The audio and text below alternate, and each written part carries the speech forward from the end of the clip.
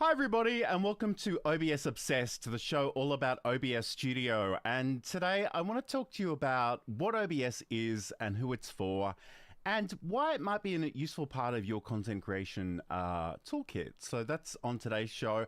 We are going out live to all the various places, so if you are watching live, let me know in the chat where you're watching from. I'd love to hear from you. This is kind of, this is a brand new show for me. I'm trying to do a number of different things and I've just set up a new OBS scene collection for this today. I hope it's going to go okay, but I genuinely don't know. But let's just check in with the comments for a second. Saeed is saying hello from Germany. Great to have your company today. And thanks for being here. So I guess today, in some ways, I want to talk about what OBS is and what it does and how you might think about using it. But before we do that, I just want to say something more generally about this show and this content. And I guess, first of all, this content's not for everybody. Like, it's not for everybody. And this is really about OBS Studio. So if you're just here to tell me that, you know, you prefer something else, like, this is not the platform for that. So if you're interested in learning and maybe using this software, then that's wonderful. But otherwise, you know, I've done this thing on other shows where I kind of want to welcome everybody. And I still want to do that to some extent. But I think it's really important that I teach you about the tools I'm passionate about, and that's this one for today. So let's check in with some more comments. Neil is saying hello from Portugal on YouTube. Great to have your company today. And Lynn Williams is watching on LinkedIn from PA. Great to have your company as well. And Chocolate Quilts is here as well. That's wonderful to have your company. So today we're going to be talking all about what OBS is and what it can potentially do for you. And, you know, talk about some of the things that you might need to keep in mind with this particular software. So first of all, let's actually go over and have a look at this particular website that you'll probably want to become familiar with. This is obsproject.com, and this is the official homepage of this software. So the great thing about this is, first of all, it's open source and literally free. So you don't need to keep paying for it. There are no sort of monthly subscription fees. You don't need to pay out thousands of dollars to get started. You can do all this for free. Secondly, it's cross-platform. So we've got options for Windows, Mac OS, and Linux as well. So this is really, really cool. The thing I will say, though, is make sure that you definitely go to obsproject.com to download this software. This is where it comes from. Don't go anywhere else, because unfortunately we live in a world where sometimes people are trying to, you know, do some fairly disingenuous things. So make sure you get it from the official website. So from here, and I'll actually show you another version of OBS as we move forward, but this essentially is an example of what this software looks like. This is a screen capture here that they've got on obsproject.com. And first of all, you'll see that it is this black box, which is fine, and some people are a little scared of, but we'll talk about that in a second. So we've got this little black box here. We've got scenes, we've got sources, we've got an audio mixer, we've got scene transitions, and we've also got our controls. So in terms of what you can actually do with this software, and this is I love this control section because this pretty much sums it up beautifully. We've got the ability to live stream in the way that I'm doing with you today. We've got the ability to record local video to your computer. So that can be really awesome if you just want to record a quick video, if you want to do a screen share, if you want to talk through some slides. Those are all great options here. But we also have this thing called Start Virtual Camera. So the virtual camera in OBS basically lets you take whatever's happening in this software and actually broadcast that out as your webcam in any kind of software that supports webcams. So that could be Zoom, that could be Microsoft Teams, that could be Google Meets, that could be StreamYard or Restream. And essentially that way you can sort of bring in different things. And I guess really for me, like in terms of, you know, just bringing in some of those branding elements, so logos and calls to action and, you know, QR codes and things like that as well, that would be really, really cool. So we can do that as well. And quick hello to Ernesto, who says happy streaming. Great to have your company. All right. So from here, we can do this. We can create our scenes and our scene collections and our sources. And I know there are lots of little words in there. And if you're new to OBS, stick with me because I'm really trying to make this quite accessible for newbies as well. and to support some of our enthusiasts, our OBS fanatics as well. So that's what we can do. Tech Troublemaker is asking, what time is it? And I've got to press another button for you to actually see that. Wait, what time is it? It's OBS time. I don't know. What did I say? You'll have to fill me in. I've already lost my my train of thought on that one. But anyway, I guess the other thing that's really cool about OBS Studio is not only is it free, not only is it cross-platform, but it's also open source. And that essentially means that you can take the source code, the code that makes this software run, and you can look at it, you can edit it, you can actually create your own software based on the back of this, which is something Streamlabs Desktop has already done. So that's certainly something to keep in mind. But the great thing about that is there's also a community of developers who are building more stuff to make this even cooler in the form of plugins and scripts and different things. And I wasn't going to show you this now, but I think we're on a bit of a roll. So I'm going to go to the forum on OBS Project, and I'll just open that in a new tab.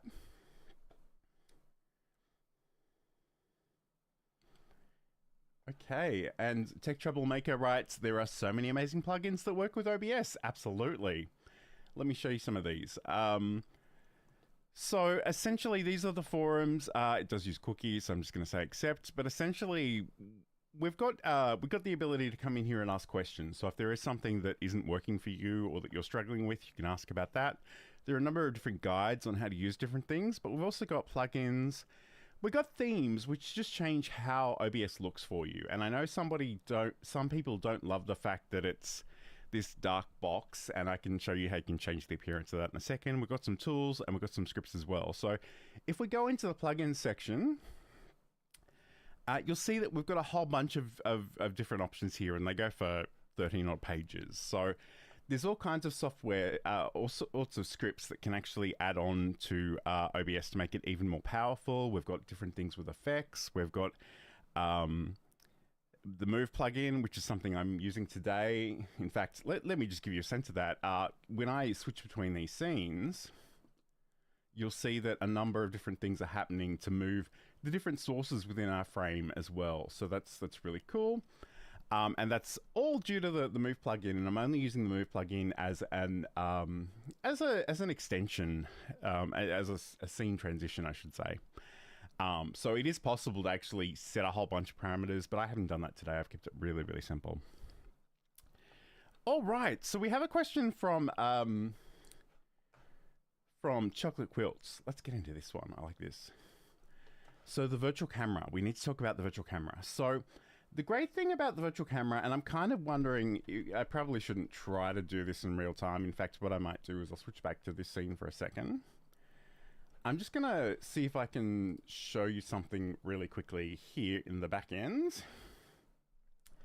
But essentially, and I'm going to have to sign into Zoom, which is incredibly annoying, and I don't really know my password off the top of my head, so maybe we won't do that right now. But the great thing about this is, in fact, let me just see if I can go to Google Meet. I haven't used that in forever. But the thing about the virtual camera is essentially you can set up whatever visual elements you want in the frame of your video. So it could be things like the logo that's above me. It could be things like, you know, the chat comment that's underneath me. It could be borders and colors and all kinds of different things. And the great thing about this is if you hit that start virtual camera option, you'll have the ability to bring that into different pieces of software. So let me just see if I can do this. I hadn't really had this planned, but let's give it a go, and I will turn off that comment for the moment. So I'm just going to be in Google Meet. So I'm going to say new meeting, start an instant meeting. This will probably be quite meta in a second, but I just want to give you a sense of what is actually possible here. So if we go down to our video settings, which is sort of almost off the screen, and I haven't actually used this software in a million years, but essentially, if we go to settings, when you go to select your video camera, instead of actually going in and, okay, I probably need to give this permission to actually access my camera.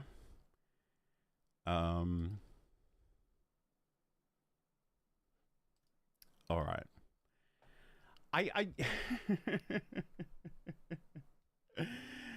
So the thing about this is, and I don't really have a great way of showing this to you right now. So let me just talk about it conceptually, and I can probably show you an image which will probably explain this a little bit better than I can in real time. But essentially, when you go to select your camera in any kind of webcam software, you'll have an extra option that will be OBS Virtual Camera. And once you actually select that one, you hit the Start Virtual Camera button. Anything you do in OBS visually will be reflected in there. It is important to keep in mind that by default, none of the audio stuff will translate. You do need to think about maybe a virtual cable if you want to do that as well.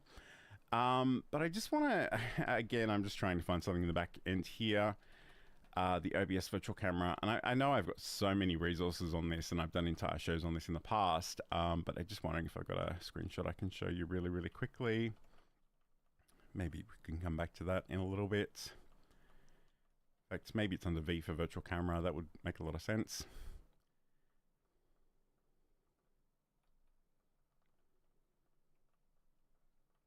Okay.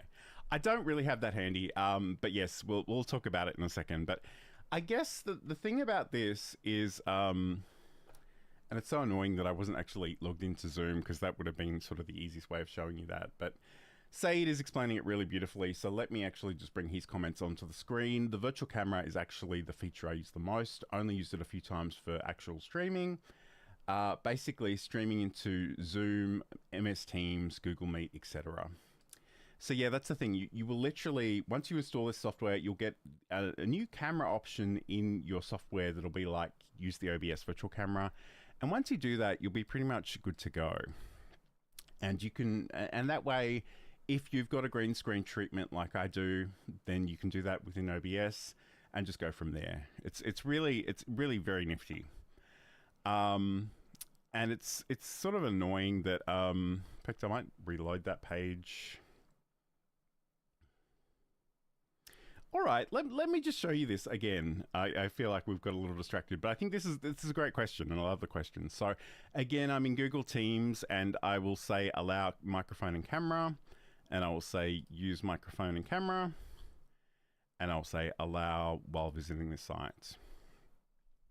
So here, you'll actually see the cameras that I've got here, and for the most part of like the Elgato, nearly all of these are actually virtual cameras from different pieces of software, but in this case, I've got a virtual camera from Elgato, I've got one from NVIDIA, I've got the OBS virtual camera, which I've got there twice, and Said, I don't know if you know why this is, because I've only just noticed it in the last week, but I've got OBS virtual camera, Windows virtual camera in brackets, and then I've just got OBS virtual camera proper, so I'm not really sure what's going on there, but and again, this will be quite meta because I'm sharing my screen in as part of this. But if I click the Start Virtual Camera icon here now,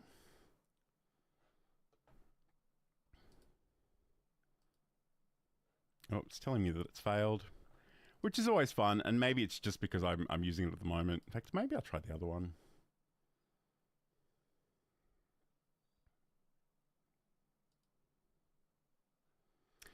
Okay, well at the moment it looks like it's in use, but trust me, this does actually work in real life when I'm not trying to explain it live, and I do actually have entire videos on that. So I might, Chocolate Quilts, I might set you up with something a little bit later on that front. So essentially the idea with that is that you sort of control the visuals of your camera from within the OBS Studio software. So that in itself is really nifty. But as I was saying, we do have a whole bunch of plugins. We do have a whole bunch of different things that we can bring into this software to extend its basic functionality as well. So that's really awesome. So what I'm going to do, I'm actually going to bring up, live is definitely live. Yes, Roy is absolutely right on that front. And again, I've changed the way this scene collection works. I have to press 2 buttons when I do comments, which is a little bit different, but that's okay. So what we can do is, if you were to come to obsproject.com, which is the official website here, we've got the ability to download this for Windows, Mac, or Linux. from here, you can literally just click on any of these options and it will download the software. You can go to your downloads and just run it as a normal installer. If you do want to run a portable version, that is actually possible if you go to download and grab a zip file instead and add a little bit of extra code. And there's information about that at johnlacey.com if you're curious. But I've already done this and I've created a new portable version. So let's talk about OBS more generally. This is actually what you'll see when we first install this software. So you'll get an auto configuration wizard. And it'll kind of guide you through the different options that we have here. So do we want to optimize for streaming and recording is secondary? Optimize just for recording, I will not be streaming. Or 3, I will only be using it for the virtual camera. And in some ways, like, it will optimize these things, but it's not a big deal if you pick any of them. You can change settings later on. But for today's purposes, let's just go. I'm just going to go. I will be using the virtual camera only. We'll go next. And it says the program has determined that these estimated settings are ideal for you. So we've got that there. And we can apply the settings. One thing that is kind of weird about this, and again, I realize this might be a little bit tricky to see. This is quite a dark rectangle on an already dark background, but it's actually defaulted to a vertical orientation. I'm not really sure why it does that, but let me just show you quickly. If we go into the settings, we can go in and change that one in the settings. I think it's the video options here. So at the moment, it's going to 1080 by 1920. An aspect ratio of 9:16. If I just go and pick that from the list and reverse those, we will have our horizontal option there as well. Okay, let's check in with the comments because there's a whole bunch happening there. And Said writes, John would look in a Zoom meeting exactly as we're seeing him right now. Yep, that's definitely true with the virtual camera. Chocolate Quilts is saying thank you so very much. And I guess on that note, that is often the thing that I think is the greatest opportunity for business professionals, because this is software that I feel like a lot of people think of as being just exclusively for games and gaming, which, you know, gamers definitely use this and they enjoy it quite a lot. But in my mind, it's a really great opportunity for people to control how they look and what's actually inside of the video frame on things like Zoom and Microsoft Teams, and have your logos and your calls to action and your QR codes actually flash up within your video frame, and then be able to do that in sort of other software as well, which is really, really cool. Hello, Jerry's ServiceNow Platform Tips writes, hey John, hi Jerry, great to have your company here. Roy writes, we would be humbled if you would hit that like button. Okay, we certainly would. Thank you. I guess, yes, my chat bot sort of reminded everybody to like and subscribe, which would be an awesome thing to do. And Said writes, liked and already a subscriber. Okay, cool. All right, so let's go back to our OBS. And again, like I sort of mentioned this before, and I'm really curious to hear from people that are in the live chat. Do you prefer a dark user interface, or do you prefer something a little bit lighter? I don't have a problem with dark interfaces, but I do find that so much of my software all looks the same when it's in dark mode.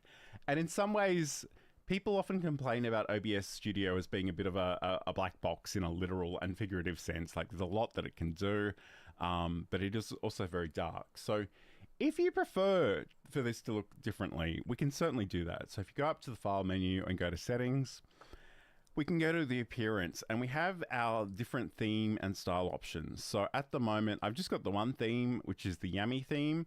By default, it's very dark, which is cool. But let's go and try the Akai one, which in some ways is darker again, although some of the buttons are blue. And we go to Classic, which is a few different shades of grey. We can go to grey, which again is also very, very grey. We can go to light, and this is very, very different. So again, I don't know. This is a purely personal preference, and you can change this at any time. And Arachne, which is also very dark, but has sort of cyan colored bluey green buttons. So we have all these options. And And I'm sure you'll have your own opinions about this. And I guess the thing is, I've never really done this, but as far as I know, I believe you can actually go into the forums and there will be other themes potentially available to display how this looks. So again, I've never really used any of these. I tend to stick with the defaults just because as someone who's teaching the software, this is really what people will see by default. But I'm just curious. There's no pretty pictures here to show me what these themes look like, which is kind of annoying. But they're certainly in there if you want to check them out. Okay, cool.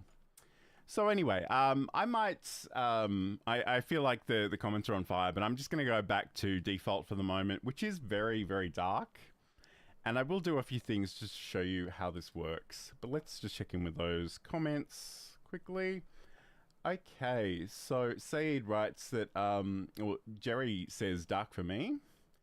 And Frederick says already subscribed. That's awesome. Thank you. Saeed says he uses the grayish one, which is probably difficult to identify because they're all pretty grey. Roy writes that OBS is a dark horse. I mean, literally and figuratively. Chocolate Quilts is saying I'm just used to it. And Saeed does clarify the yummy grey it also has a larger font and buttons. Okay, cool. And Saeed also writes that Classic has a smaller font for some reason, and that Saeed has old man eyes, which is fair enough.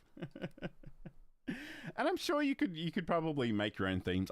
Like I said, I don't really worry about that too much, but it is certainly something that we can think about and potentially do. So once we've got this here, I guess the things that I want to talk to you about are the different aspects of this. And again, I know that the thing about OBS is it's literally, well, not literally, it's figuratively, metaphorically a bit of a spaceship, a bit of a rocket ship. It can do everything. It is so incredibly powerful. But the truth is most of us won't need probably 95% of its functionality. We can get started really simply. We can just get going with a handful of things. So let's talk about this user interface a little bit. So we've got the file menu. We've got different options here for recordings and settings and showing where our settings and profiles live, and we can exit out of the software there as well.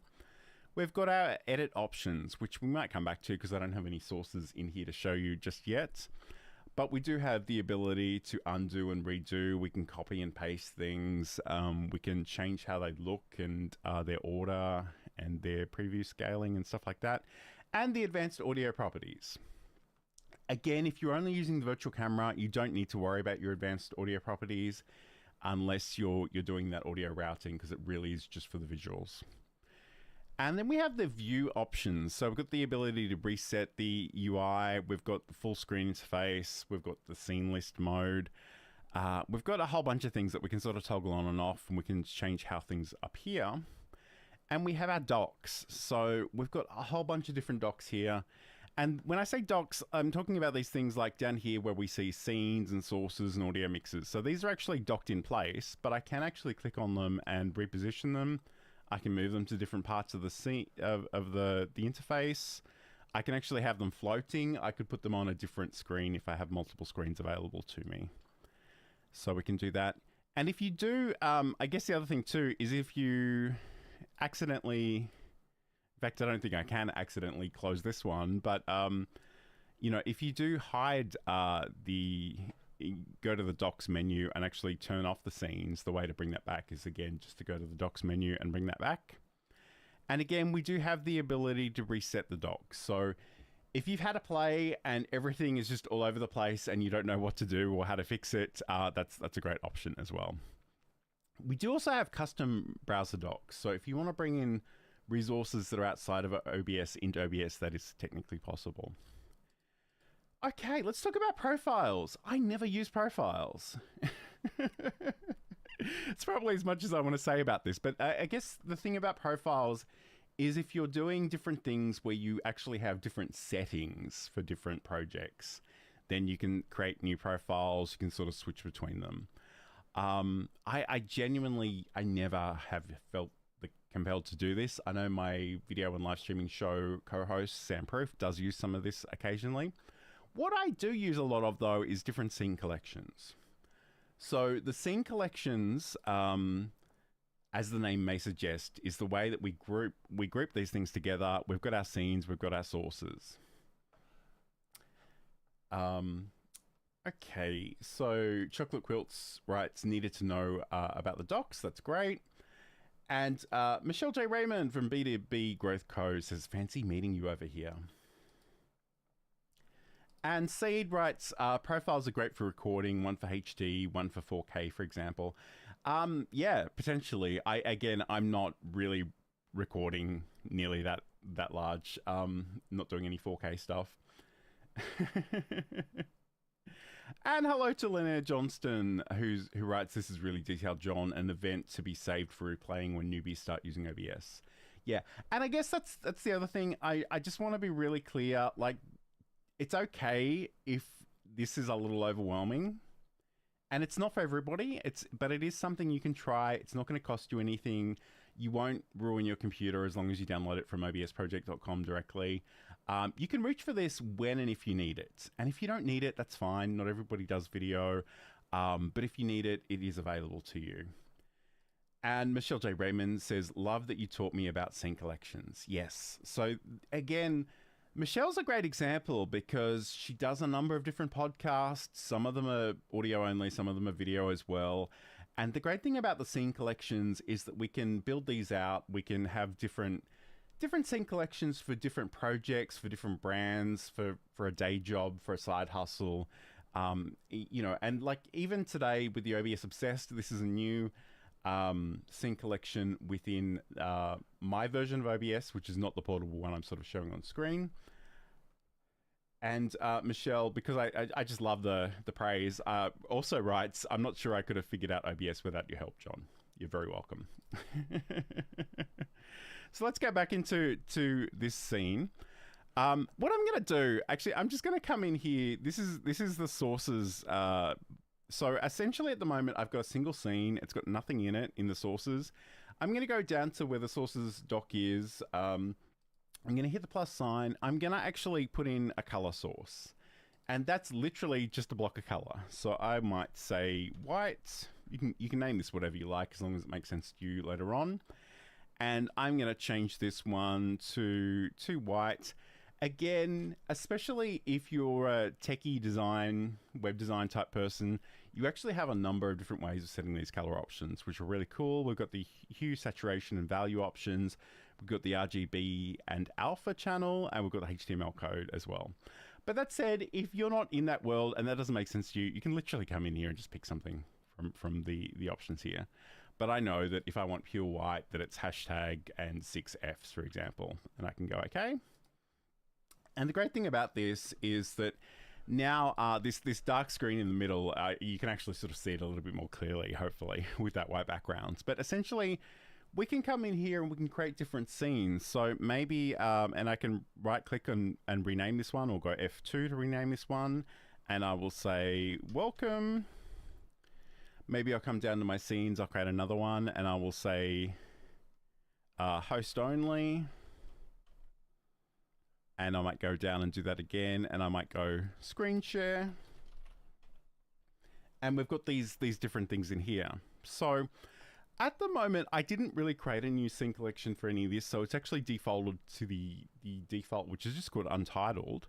But I can come in here and I can go to rename, and we can say my first scene collection. That's probably a bit long, but I'm going to try it anyway, and click OK. So you can imagine, like for me, in my main version of OBS, I've got different scene collections for my day job. I've got one for the video and live streaming show. I've got one for Learn Live Streaming Live. I've got one for OBS Obsessed, which you're watching today. And we can literally just sort of come in and switch between those really, really easily. So if I were to come over here and say new scene collection, and maybe I do want this one for my podcast, and I'll just call it podcast. I can come in and maybe I can bring in some images from my podcast. And again, I'm not super prepared to demonstrate this, but I'm just going to go and see if I can find an image on my computer on the other screen. In fact, it's probably on my Google Drive. So let me just see what I've got.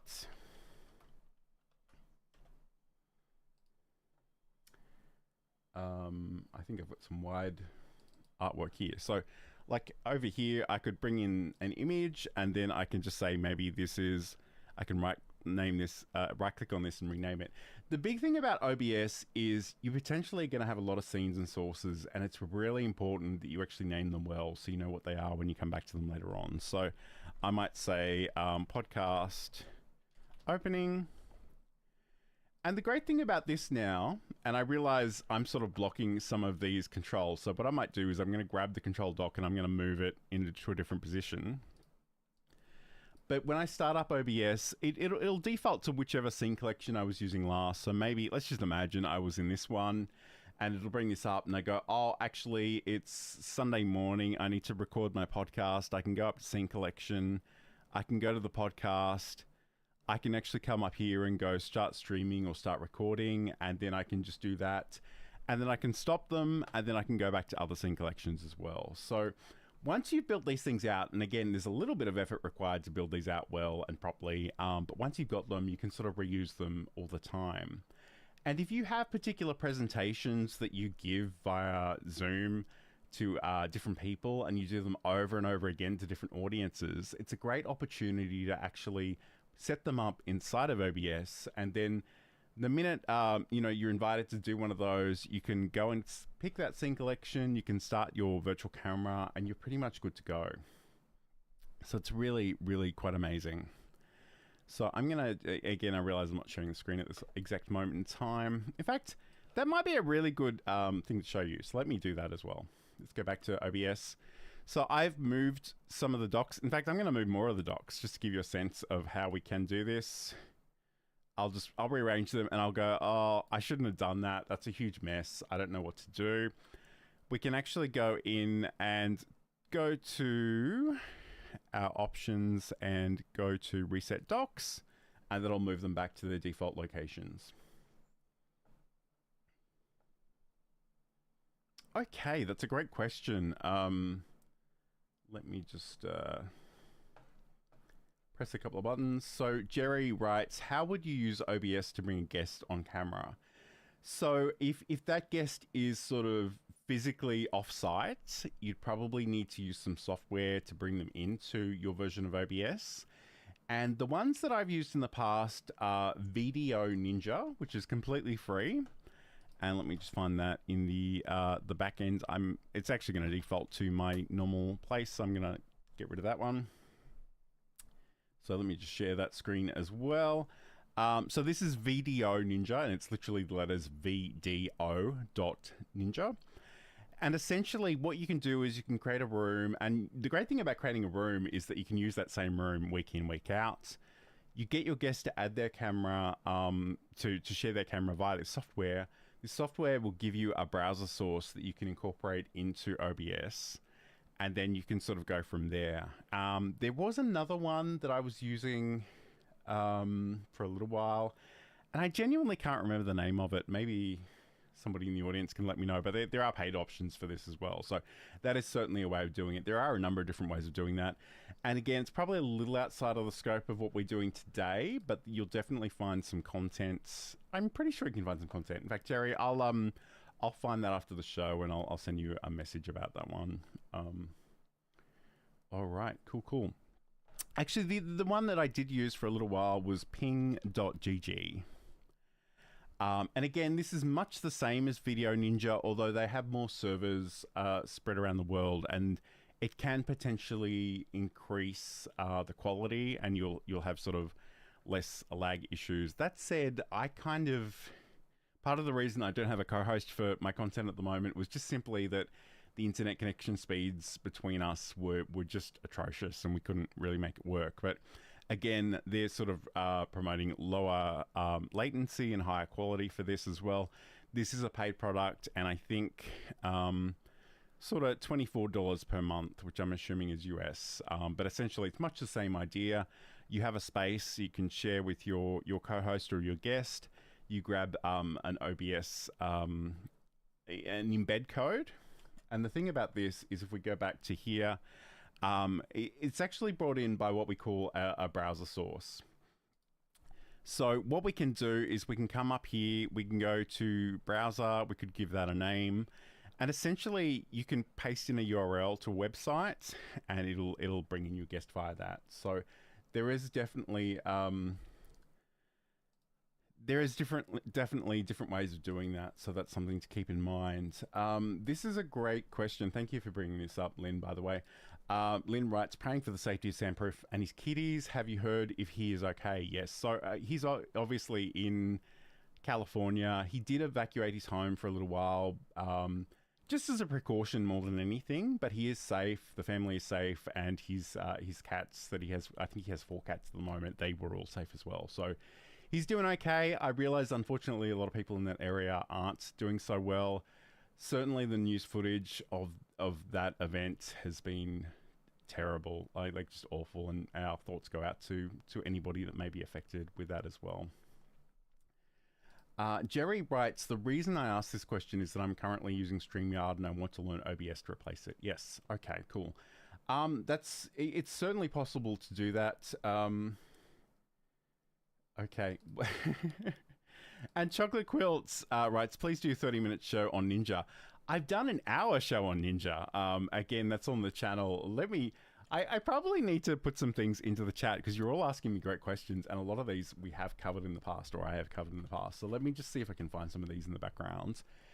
If I can't, I guess it's a little bit tricky because I can't really reply to YouTube live comments in past tense. But let me just see what we've got here. So look, I might as if I'm sharing my screen, I might as well do this as well. So let's go and share our screen. In fact, let me go back to my version of OBS and I will hide this comment for a second. So if we go to the live tab, and I think, let me just make sure I've muted YouTube, because if I haven't, that's gonna give me a world of pain. But essentially OBS, so we've got an entire show on this from 4 months ago. It's all pretty current. So let me throw that into the chat somewhere. So mix it up, and that is kind of the way to bring in the chat comments into OBS. So again, that potentially could be something that Jerry might need as well. So Social Stream Ninja Chat. I'm just going to throw some of these links into the chat. These will go out to Twitch as well, and I'm really hoping that this is not against their terms of service. So I've got that one there. So that's the Social Stream Ninja. The other one was sort of bringing in guests. Let me just see what that was called. And so many shows. And if you're new here, like I've literally been going live like every week for years at this point in time. So there's a lot of content in and this is the Learn Livestreaming YouTube channel. So if you want to go to youtube.com/@Learn Livestreaming, you can find all of this amazing stuff. Bringing in the guests. Goodness, I kind of need somebody to help me with this, because we've definitely done a show on this. I'm sure we've done a show on this. Guest. Not that one. Okay. I don't really remember what it was called. Maybe we didn't. Maybe we were only thinking about that. But I can make some content about that. I can connect the dots a little bit, but that's okay. All right. So yeah, I mean, I love the fact that so many of you in the chat are thinking about how you might be using this and asking very specific questions. And you know, I really want this to be a collaboration, so I really appreciate all the feedback that we've got there as well. I don't remember. In fact, it's not that difficult to set up the Video Ninja or the ping stuff. So even if I don't have some content on it, I'm sure there'll be a video online that you can find about how it does. Because literally, you create a space, you share a particular link with your co-host or your guest, and again, that's actually in Video Ninja. That's kind of the tricky part, because there'll be different URLs for different people, and you have to be careful that you don't give people the wrong one. Not really even from a security point of view, but certain roles can only be logged in through by one person at a time. It's a little bit weird, but once you've done that, once they're sharing their camera and their audio via the browser, you'll get a bit of code. You can copy and paste that in with the browser source in OBS, and you're pretty much good to go. In fact, I might even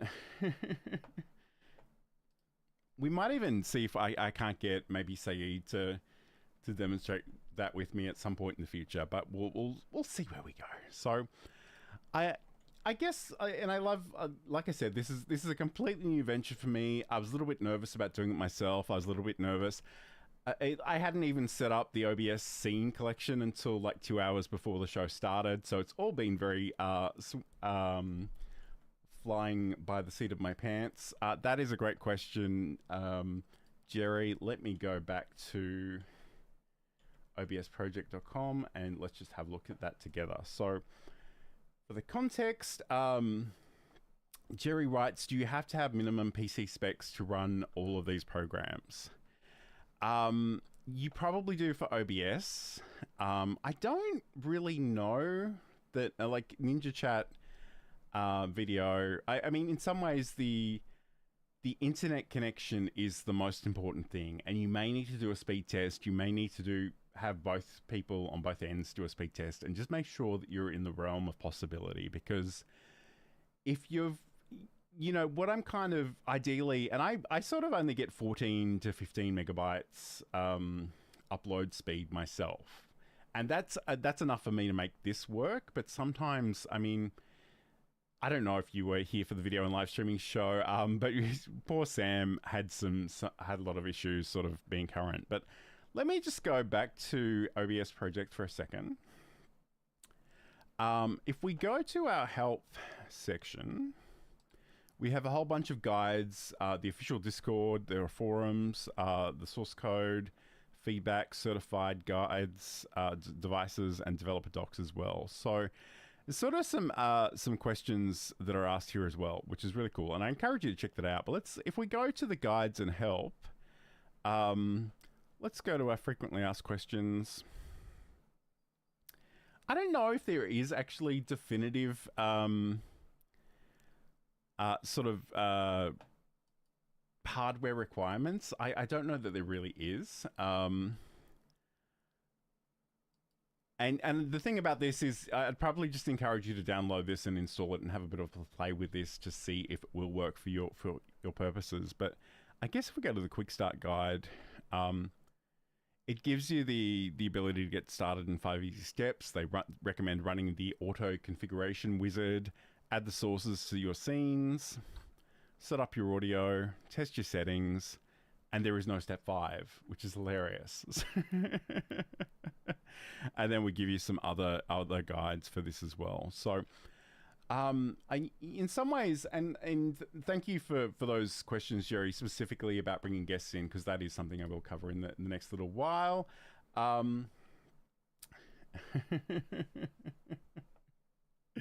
This is kind of funny to me because Said writes, no, he's in Germany, but we have internet and Zoom here too. It is funny. I think some of us have a very narrow view of the world in which we exist in, so that can be a bit of a problem. So I guess, you know, just in terms of talking about some of the other sources that we have, and maybe I'll cover this in more detail later on, but the sources are essentially the things that you can bring into your scenes, and you can actually go, oh, Lynn, you're a legend. Lynn has actually got us some system requirements. I'll have a look at that in just a second, but let's go back to our sources. So we've got the ability to bring different things in here. Some of these will be visual, some of these will be audio, some of them will be a bit of both. So we've got the audio, the application audio capture, which is technically in beta, but if you want to bring in sound from a specific piece of software, you can use that. That's really helpful. Audio input capture, so if you've got a microphone or a roadcaster or one of those interfaces, you can bring that in as well. We can also get the audio output capture if you wanted to do something with that. The browser source, which is the thing that we kind of use to show chat in OBS. The color source, which is just a block of color, which I showed you earlier. Display capture. So this is, we actually have sort of, I think 2 or 3 different options to share your screen in OBS, and that's one of them. We've got game capture as well. I'm not a gamer, so I've never used that. We've got images. So again, the image that you see on the screen behind you is just an image source. We can bring in a slideshow of images, which is really cool. There's a video on my channel about that as well. Media source, so we can bring in videos and audio and sound effects and different things. we can actually embed other scenes. We call this nested scenes. So you can bring another scene in. We can bring in text, and that's exactly what it sounds like. So I could write, welcome to the show, and I could put that in there, and I could make that a bit smaller probably, change the font and the color and different options. It is worth noting that this is called Text GDI Plus, and this is how this works in Windows. It's a little bit different in Linux and Mac. You do get a few fewer options, but there are definitely ways of working with text nonetheless. Okay, so we've got that one there. We've got the video capture device. So this is how you bring in your camera, but it's also potentially how you might be bringing in a video game system or an external computer or device if you want to share the screen there.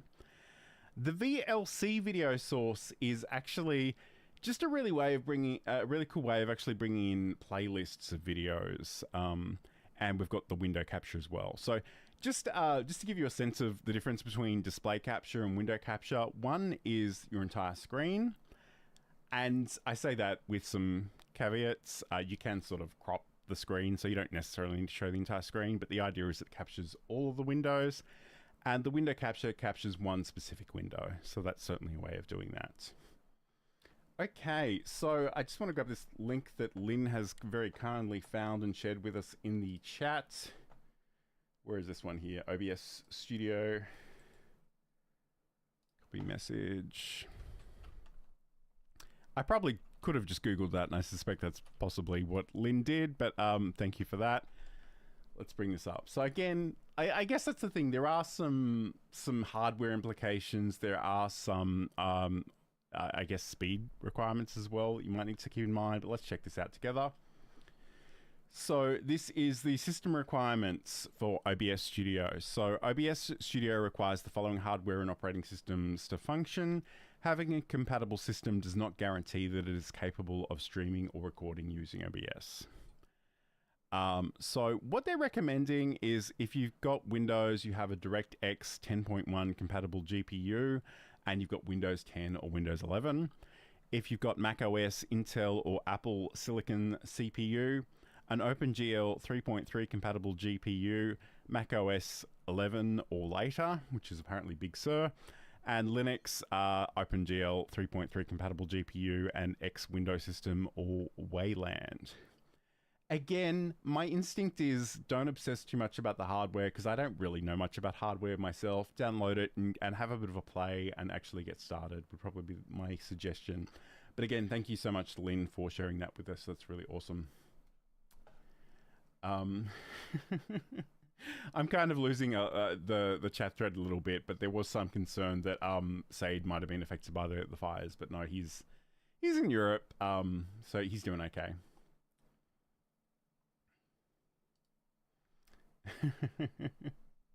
Okay, Jerry writes, also, I've noticed that you also use bots, and do you have a video to cover this? We certainly do.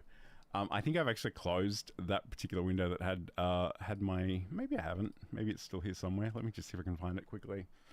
The particular bot that I'm using, by the way, the chatbot system is, well, there's actually two. One is via Restream. So Restream is the software that takes my OBS output and shares it with YouTube and Facebook and LinkedIn and Twitch. I think I'm only using 4 platforms at the moment. So it does a thing where it'll actually share comments between platforms with their Restream bots.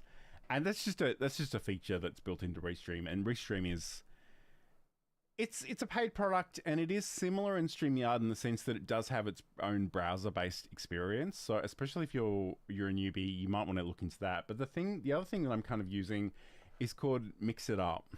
And Mix It Up, let me just see if I can bring this over here where I can show this. It's like, it doesn't look very elaborate, but this is a place where I can come in and actually create a whole bunch of different commands for different things. And just to give you a sense of what this looks like, if I write, I'm going to find out which window I want to do this in, but if I write enough said, let me go back to my chat window and go exclamation enough said, which is a play on Saeed's name. It will actually trigger command via the Mix It Up chatbot that will give you a link to Saeed's YouTube channel. and it's in there a couple of times. I have to be a little bit careful right now because both Twitch and YouTube are trying to use this. And the other thing too about this is that these commands only kind of work on YouTube or Twitch or Trovo, I think is the third one, which is not something I use. But there are videos, certainly at least 2 or 3 videos about Mix It Up on the YouTube channel, so you can sort of check those out as well if you want to.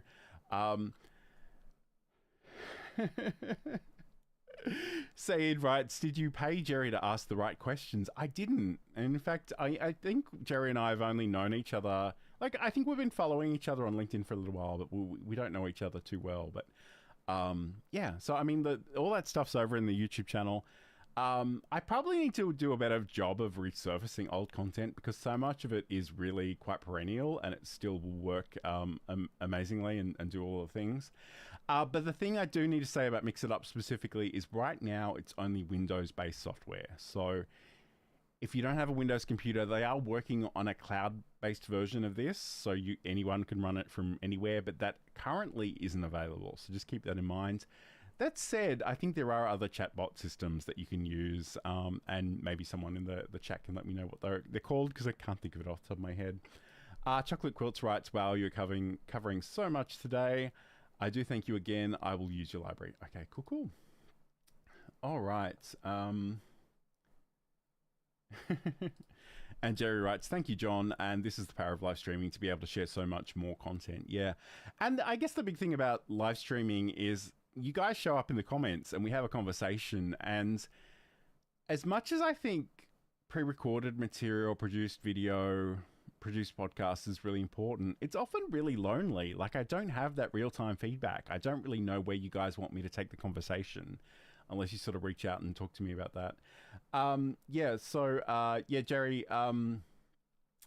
writes, it reminds me of Twitch commands, and it's pretty much exactly that. And this software also works with Twitch. And if you go and look at those older versions of the video and live streaming show, Sam Proof, who was my co-host for that show, he adopts foster kittens, or he did. I mean, you can go check out his content, but like, he literally at one point he had these point and zoom cameras around the room with the kittens, and you could build up channel points. You could actually use those channel points to zoom in or move the camera, and trigger all kinds of wonderful things. So that's really awesome. Okay. I wasn't expecting for the comments to be filled with so many compliments. Like, I'm getting a little bit shy right now. But thank you. I genuinely appreciate all the love. It's awesome.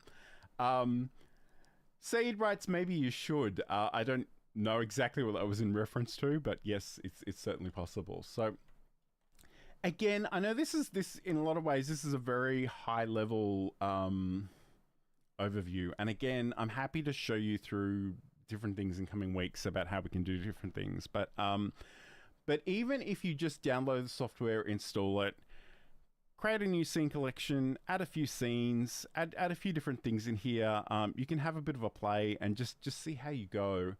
Again, it's not something you'll probably master overnight or over the course of a weekend, but you can get started pretty easily. And it's often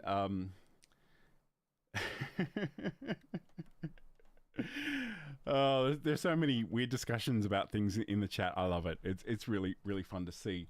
I guess the other thing, and I've had so much fun, but we are kind of reaching the end of the hour, so maybe I should start wrapping up. The other thing I do want to mention, and I haven't set up a chat command for this just yet, so maybe I will just put this in the chat generally.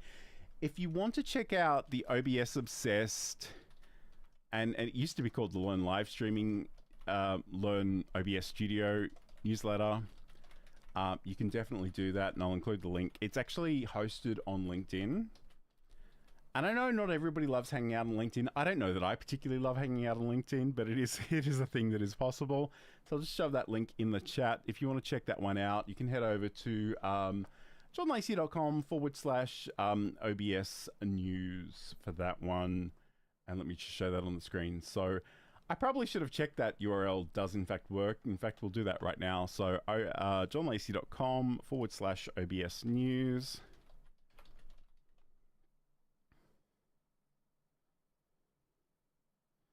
And dramatic loading music. And once that is available, you'll see that this is the, like it's had a bit of an identity crisis later, but essentially we can sort of come in here and you can read different articles. I took about different plugins as well. Some of these are quite old. I'm kind of bringing this back in a big way in 2025, but you can see some of the older content. So the virtual camera, and this is what Chocolate Quilts was asking about before, and this article probably does a much better view of unpacking this than I did on the show today, and there's a whole dedicated video on this. But essentially, I don't know if I can make that image larger. There we go. So once you install OBS, you'll actually get a new camera that you can pick from your settings and go from the camera, OBS virtual camera. Once you've selected that, make sure you hit the start virtual camera option. And once that's going, pretty much anything that you're doing in OBS should be shown to Zoom or to Microsoft Teams, like whatever software you're using. Again, you might need to try this out to make sure that it works the way you expect it to, but that essentially is how that works. So again, there's a whole bunch of articles. Come find me on LinkedIn. I know it's not for everybody, but if you are there, then you can certainly check it out. And Saeed saying that he just saw himself in the newsletter, and yes, of course he did. Because we did a show all about OBS Studio plugins on the video and live streaming show, so you can check that out too. So I guess in some ways, the thing I kind of want to leave you with is this can do so much, and it's really powerful, but it can also be a little bit overwhelming. So just decide what you want to do this week and have a go. Try it out. If you have any issues, come back to this video and leave me a comment and just tell me what you're trying to do and how it's going. And I'll try and steer you in the right direction. But again, I just think OBS Studio is amazing. It's literally free. It's cross-platform. It's relative, like there is a learning curve. I want to be honest about that, but I don't think it's too hard. I don't think it's too scary. I think you can do amazing things with it. And that's the thing that we will continue to explore moving forward. So have a great week. Have a great weekend. Again, I'm alternating my live shows in 2025. So next week we'll do Learn Live Streaming Live. And I'm going to be talking about microphones and audio more generally. So and Chocolate Quilts writes, I was afraid of the virtual camera button, but now I am not. Okay, so have a great week. Have a great weekend. I'll talk to you again very, very soon.